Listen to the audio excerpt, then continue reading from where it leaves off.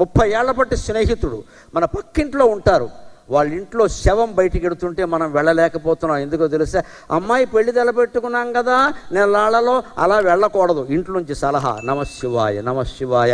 ఇంతకంటే ద్రోహం ఇంకోటి లేదండి, ఇంతకంటే ద్రోహం ఇంకోటి లేదు. మర్నాడు పెళ్లి పెట్టుకుని కూడా మృత్యు వచ్చిన చోట వెళ్ళి ఓదార్చండి అమ్మ, ఆ ఓదార్పు కారణంగా మీ అమ్మాయి కాపురం సుఖంగా ఉంటుంది. శాస్త్రాలు చదివే మాట్లాడుతున్న మొహమాటమే లేదు ఇక్కడ. గుడ్డి నమ్మకాలు బాగా ప్రచారం చేసి హిందూ మతాన్ని నాశనం చేస్తున్నారు ఇక్కడ.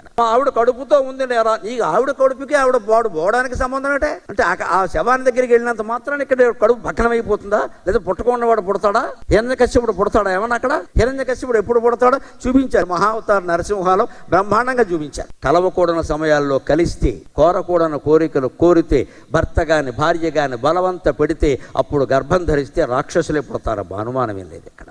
అందులో మొట్టమొదటి ఇదేమిటంటే కశ్యప మహర్షిని దితి భార్య